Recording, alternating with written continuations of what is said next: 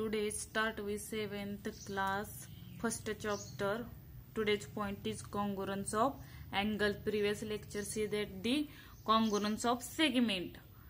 Segment म्हणजे काय, line segment बघितली होती, त्याचे कॉन्ग्रुअन्स कसे येतात लेंथ वाईज ते आपण पाहिले डिवायडरनं किंवा स्केलनं. ह्याच्यात अँगल सांगायचा, आता अँगल कसा इक्वल कॉन्ग्रुअन्स येईल हे बघायचं आहे.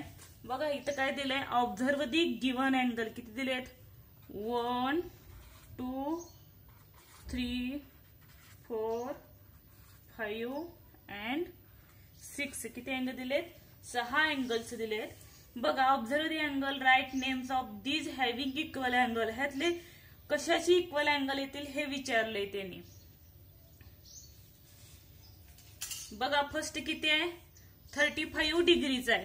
कुठला अँगल आहे, अँगल ABC. कितीचा आहे, 35चा. नेक्स्ट बघा NIP, ते राईट अँगल तयार होते म्हणल्यावर 90 डिग्रीचा आहे हा.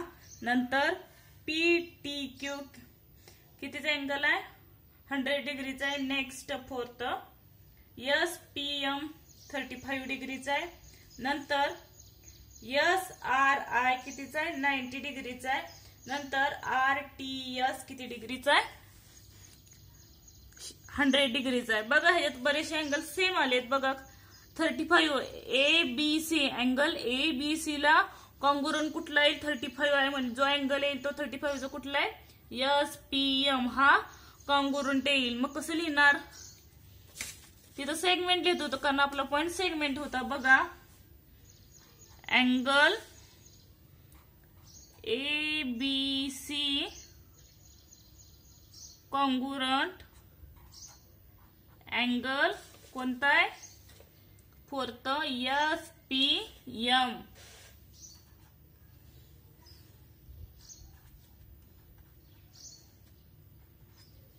नेक्स्ट बघा NIT, अँगल किती डिग्रीचा आहे, 90 डिग्रीचा आहे.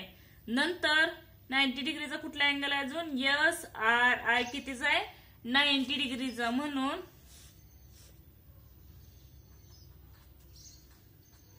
Angle NIT congruent angle SRI. नुसता प्रॅक्टिस सेट सोडवायचं नाहीये, कॉन्ग्रुअन्स ऑफ अँगल हे सुद्धा काढायचे, लिहून काढायचे. डायरेक्ट प्रॅक्टिस सेट नका दाखवू. थर्ड बघा कोणतं आहे, अँगल PTQ. अँगल किती आहे, किती डिग्रीचा आहे, 100 डिग्रीचा आहे. आणि RTS किती डिग्रीचा आहे, 100 डिग्रीचा आहे. बघा अँगल PTQ कॉन्ग्रुअंट म्हणजे समान ह्याचा कुठला आहे, 100चा RTS. अँगल RTS ह्याच्यावरून काय वाक्य तयार होईल, मग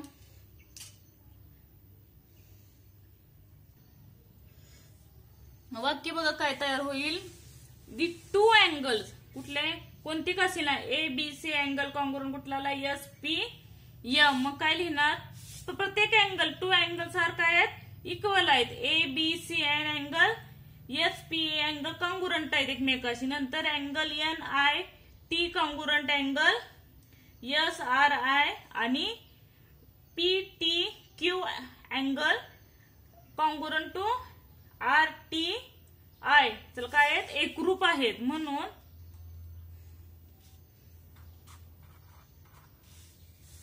to angles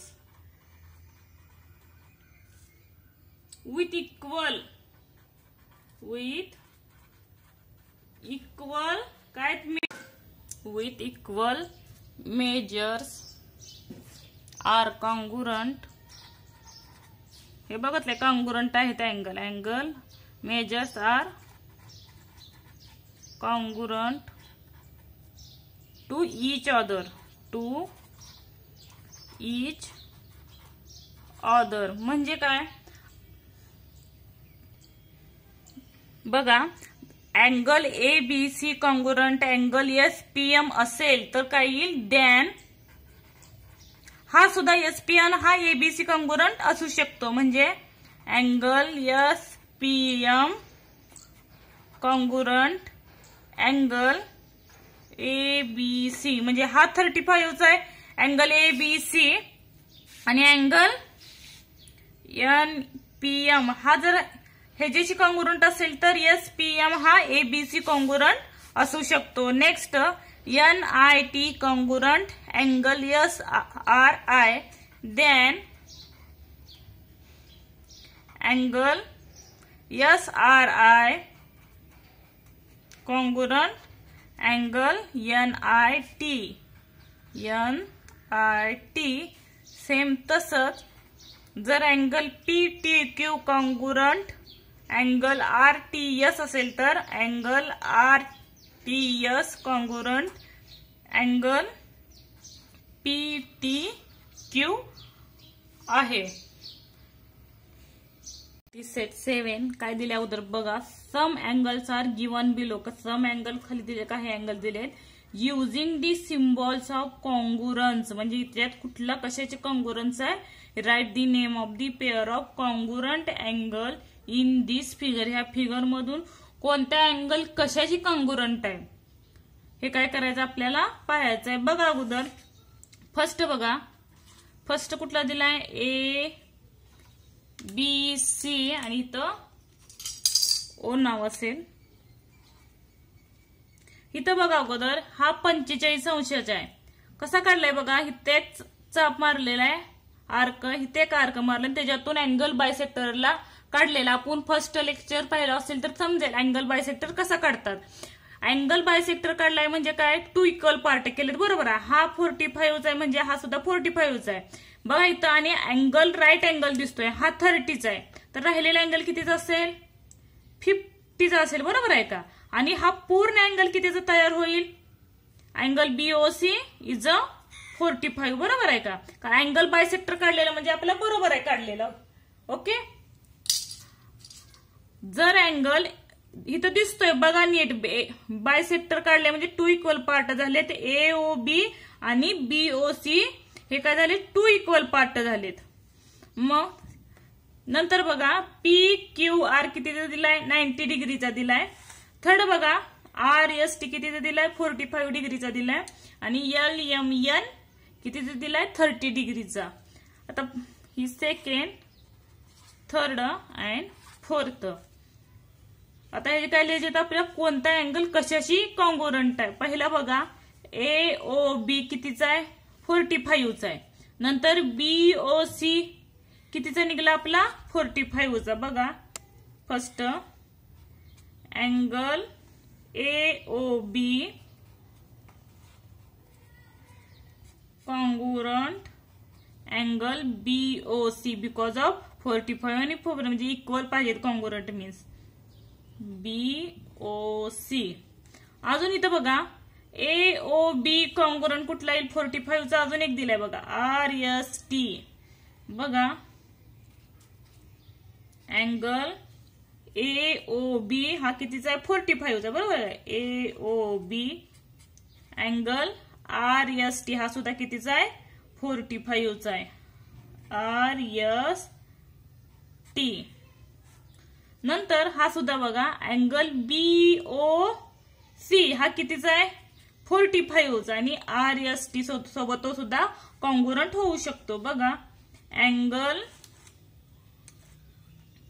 BOC congruent angle RST is 45 RST. आता नेक्स्ट अँगल बघा हा कितीचा आहे PQR 90चा आहे.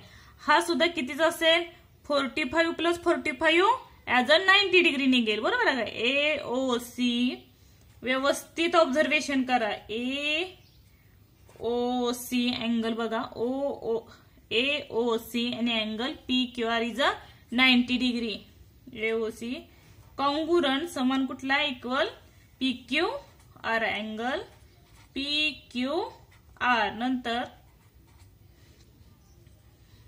30 डिग्री बघा इथं आहे DOC angle 30 degree and LMN is 30 degree. बघा अँगल DOC कॉन्ग्रुएंट म्हणजे इक्वल अँगल 30चा कुठला आहे LMN अँगल LMN एन झाले 5 निघले.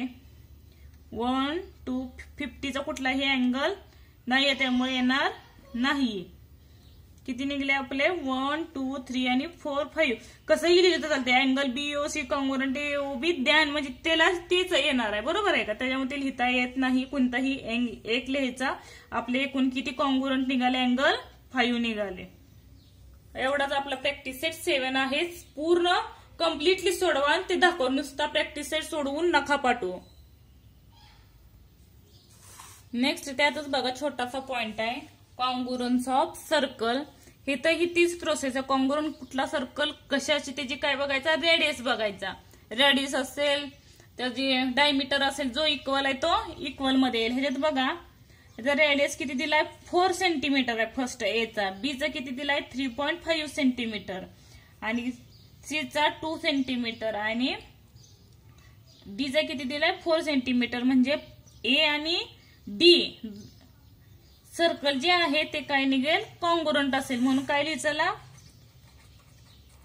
Circle of equal radii are congruent circle. हे आपलं काय निघेल, कॉन्ग्रुएंट निघेल. आणि काय लिहिता येईल, सर्कल इन ए अँड कुठला आला सेम कॉन्ग्रुएंट इक्वल डी. काय येईल, कोइन्साइड म्हणजे इक्वल आहेत. बी अँड सी आणि ए डू नॉट कोनाइड म्हणजे काय लिहिता येईल इथं बघा,